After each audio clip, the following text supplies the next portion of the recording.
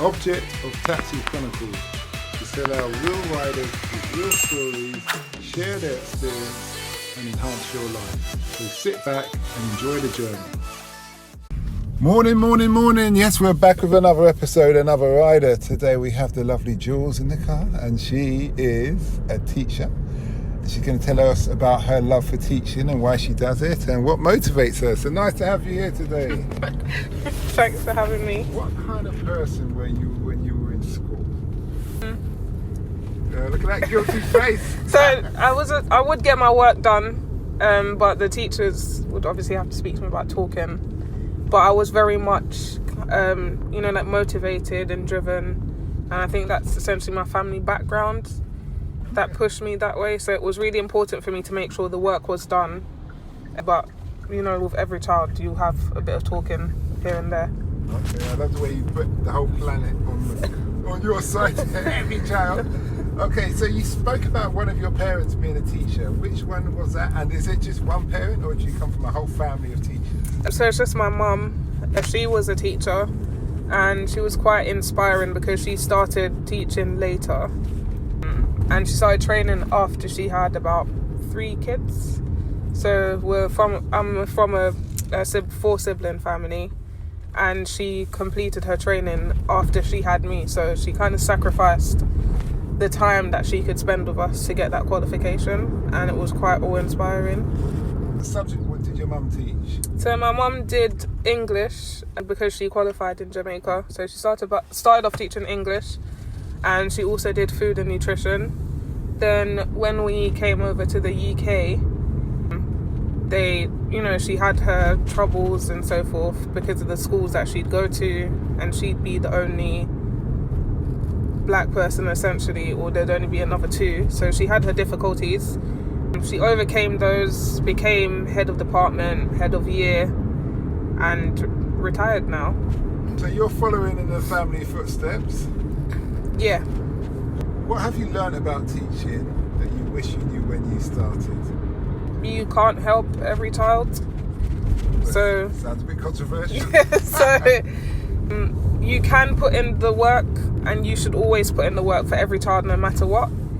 But there are some children where there's just other outside factors that you can't necessarily protect them from. So we can't protect them from everything, no matter how hard we try. So I guess that's why school should be essentially like a safe space for them to hopefully break free of whatever it is that's holding them back.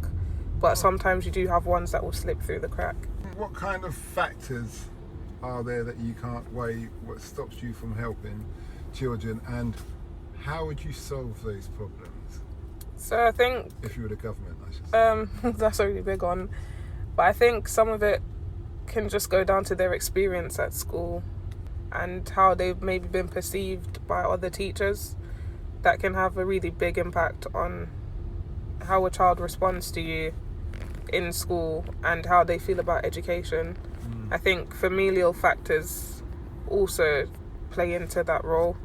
So if you've come from a family where education wasn't necessarily valued as much, it's quite difficult for you to also change your mindset surrounding that if that's what you've grown up with.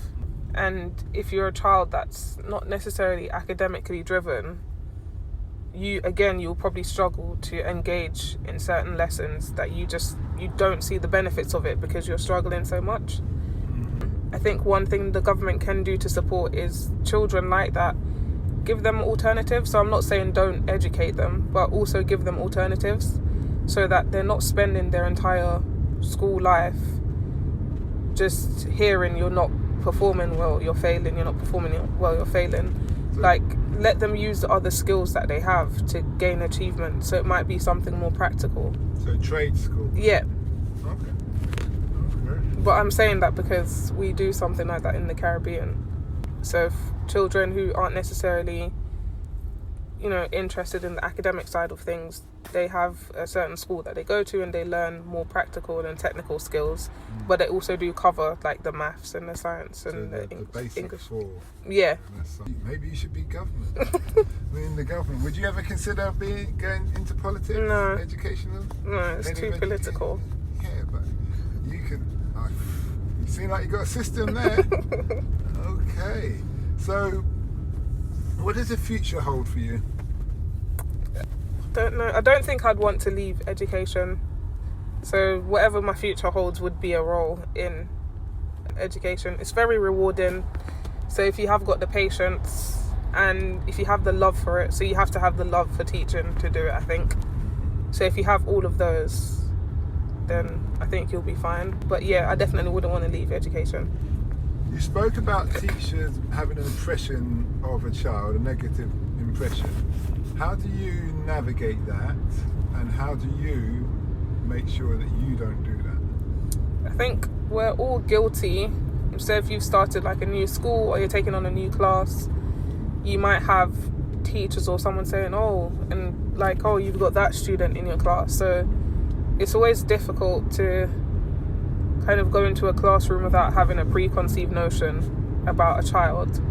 But I guess the more I've been teaching, the more I've kind of realized that as adults would respond differently to different people around us, it's the same for children. So you kind of just need to go into your classroom with the mindset that you don't know them and they don't know you, and all they need to know is that you're there for them, and then go from there. And also, children make mistakes. We make mistakes as adults. They lash out more emotionally without stopping and thinking about things. And then even after I've just said that statement, you have adults that do that too. So it's just being a bit more forgiving towards them, essentially. Is there anything else that you would say as a teacher that you would love to change? If you could change 3 main things in the schools.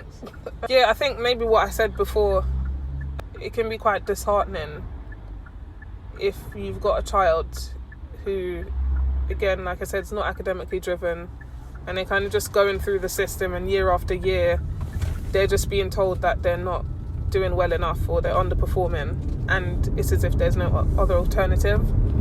So I think that's one thing I would change. Another thing I would change is maybe kind of looking at workload for teachers. I know that's something that schools are always trying to adapt, but just looking at how effective we can deploy teachers without increasing workload. I can't really think of a third one. What's your favourite subject? English. It used to be maths, but then I had a maths teacher that put me off it. Really? And then I've always loved my English teachers. Well, how did a maths teacher put you off it? I think just the way she treated the class. So when I was in year 9, and I remember her, I got put in a lower set because I didn't perform very well at the end of year 8 because I missed too many lessons. And then I had a teacher that really spent time working with me, encouraging me, and then done really well, so I got put back in a top set. But the teacher there, she didn't really have any interest in building that relationship with the class, and I think relationships are important in getting children to love your subject, even if they're not the best at it.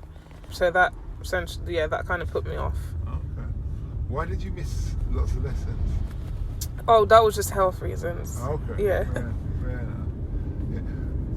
Yeah. You spoke about communicating with the class and getting in touch with them. How do you do that? Again, I think this probably goes back to that experiences and having shared experiences with some of the children that you're teaching. But if you don't have that, then it's important to make yourself aware of the factors that they're surrounded by. And I think once they see that you're someone that has an idea of those experiences, then that helps to build a relationship. So you have things in common? Yeah, or even if you don't have things in common, you have a good understanding of their background, the issues they might face, the things they might be interested in. Those are usually things that help to win them over. And the school you work at, is it a high-performing school? Is it academy? So it's an academy. Sorry, what's the difference between an academy and another school? Because I'm past that age range. So academy, I would say it's essentially like I don't want to say a chain, but it's something of that sort. Sometimes you have academies though, and they take over schools that haven't been performing well, and that might be down to financial issues and so forth. So academies tend to have more money sometimes. Are they privately owned? No, not that I'm aware of. Oh no, sorry, yes they are. They're not owned by the government. So yeah, the academies aren't owned by the government. So they'd still have guidelines that they need to follow, but they can essentially map out how they want their schools to be run. Okay. And you heard about the child Q situation, I assume? Child Q. You didn't hear about that? Child Q? The black girl in... Oh yes, I did. Sorry, yes I did. Yeah. Well, just a retake for the audience. Child Q was a black young girl, 15-year-old, who got strip searched in school for allegedly having weed on, and it was very disgusting, the behaviour of the police women. And we still don't know their names, and they haven't been shamed today. But my question would be, where do you think things went wrong in that, based on what you understand? I think that goes down to preconceived notions and not really having a good understanding. So I think there's two things working there. There's a preconceived notions associated with her because of her ethnicity, and the other is obviously not understanding a lot about females, because I know at the time she was going through something that a lot of females go through, and it's quite shocking that it's quite shocking that wasn't assumed and the other thing was assumed beforehand. So I think that just goes down to stereotypes, essentially. But it was female officers that did it to her. Yeah, so I think that's why they've ignored what you might have expected and just gone straight to stereotypes and assumed that she turned up to school with weed or so forth, or she was doing weed. So I think that goes back to like a race issue, essentially. Do you think race issues... See, I see you live far out here. Do you think race issues have got better in the schools? Do you see issues? Because there was a survey done, and what the survey showed that a teacher who sees a child who looks like their children or would look like them when they're younger, regardless of the race, is more biased or lenient or understanding, caring and patient with that child. So if I'm a black man and I'm teaching a young black boy or a young black girl, there's a high likelihood I'll have more patience and things than if vice with a white child, as you do get. Have you noticed that? I think it depends on the school you're in and the demographics of the children for the school that you're in. I can see why that survey would say that as well, because you might feel as though you've got shared experiences with that individual, so it's easier to connect and understand the reasons for the actions behind their behaviour. However, the schools that I have been to, staff has been quite mixed, and luckily I haven't heard of any instances, and this is just from conversation with staff, I haven't heard of any instances where a child has been favoured because of their race or ethnicity. But I do know that's still something that's quite prevalent in schools. But again, I think it depends on the area. You spoke about earlier on children. You can't help all children. Now, some people believe that no child should be left behind, as in you shouldn't expel children. What's your take on that? Yeah, so when I say you can't help all children, it's not necessarily that you should give up and stop trying. It's just that you can do everything in the world to support them, but for whatever reason there's just some factors that's holding them back from actually taking on board all the help and support that you're trying to give them. Again, I know that schools don't just expel students for the sake of expelling them. They do try and keep them in school for as long as possible, but if their behaviour is obviously posing a risk to other students, or it's just persistently disrupting the learning of other individuals, then alternatives do need to be sought for those individuals. So they're still not being left behind, it's just that they're not necessarily going to the best place that's going to be the most supportive of them in getting back on the right track. I need to ask you this last question, and the reason why I asked you this last question is, I'll tell you a brief story. ADHD. Yep. I don't necessarily believe in it. The reason why, I used to work on the ships with a sniper, yeah? And the sniper was telling me he had his partner who's a teacher for children who are very disruptive in the special school. And they're all classed with ADHD and all this stuff. So she said to him, why don't you bring in your weapon, your sniper weapon, and you can talk to them about it. So when he came in in his uniform with a big old sniper weapon. You see in the movies, obviously no rounds in there. Yep. And he spoke about how it's made, how its performance, and things you need to take into consideration with rain, terrain, wind, you know, sun, whether it's sunny, you know, and he basically he spoke about the biological effects when around hits the human body, all these things. So he covered quite a few things there. Point being, no child was distracted. Every child listened intensely. These were mainly boys. And at the end, when he said, you got any questions, all their hands went straight up. So what he said he took from there, and I agree with him, that is how you interact with a child to whether they're focused and the subject is made interesting for them. Rather than, I'm trying to teach them something they can't learn, so they must have ADHD, because they can all sit down and play PlayStation for hours. What's your take on that as a professional? That's a bit of a tricky one. Do you know that they would have gone through rigorous assessments before they get to that stage?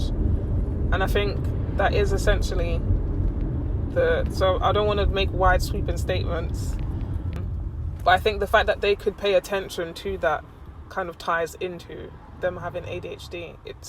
They struggle to concentrate on certain things, and obviously to different degrees, but if it's something that's of a lot of interest to them, then I could see why they'd be able to focus. Whereas if you're in a subject where it's a lot of knowledge, so let's say for English, and it's just lots of information being thrown at you, if it's not thrown at you in the right way, then you are going to lose attention and focus. And that happens with adults as well.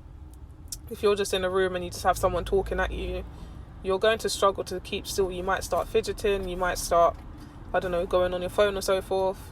It's just that obviously these children, it's more difficult for them to regulate their behaviour, so they might act out in a certain way. But yeah, it's a bit of a tricky one. But they do tend to go through rigorous assessments before they say a child has this or a child has that. Okay, well, I hear you. Yeah, I think what you're saying really confirms what I said, but I can see we come to a crossroads. But thanks a lot for the interview, and we wish you well. Thank you. We hope that episode enhanced your life. We post an interview every day, as well as vlogging on our social media channels. Don't forget to subscribe to get our latest episode.